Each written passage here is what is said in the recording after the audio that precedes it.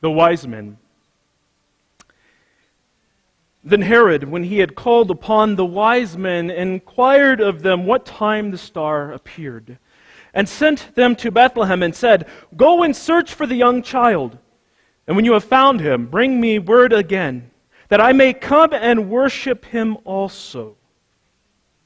They departed, and the star which they had seen in the east went before them, till it came and stood over where the young child lay. And when they were come into the house, they saw the young child with Mary, his mother, and fell down and worshipped him. They presented to him gifts, gold, frankincense, and myrrh.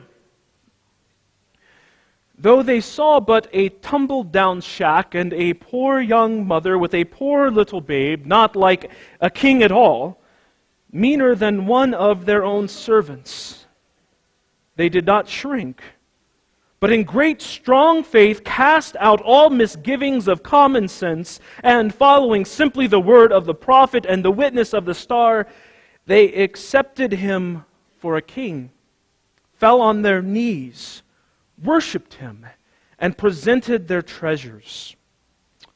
The world would not have done so, but would have looked for a velvet cushion and a host of servants and maids. The world makes presents to those who already have enough, and to provide them, snatches the bread from the mouths of the hungry, who have nothing but what they earn with their bloody sweat.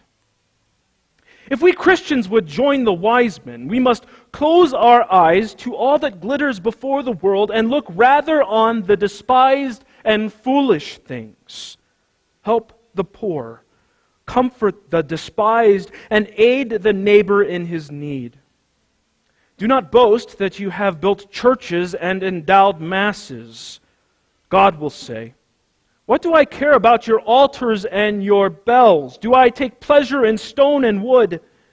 Is not heaven my throne, and the earth the footstool of my feet? Who told you to build churches? I have set before you spiritual temples that you should build, feed, and help. But you have gone about doing foolish things." The gift of gold is that we should confess Christ as King, laying aside our own esteem and the dictates of our reason and good intentions, that we should present ourselves as foolish, naked, and ready to be ruled.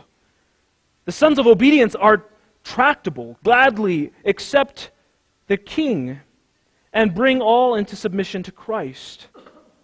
Thus we see that incense is faith and gold is hope, because faith believes that all things are and ought to be of God, and hope accepts and sustains what faith believes. The myrrh is love. Faith takes us from ourselves, that we should refer everything to God with praise and gratitude. Hope fills us with the concerns of others, that we may endure all in patience.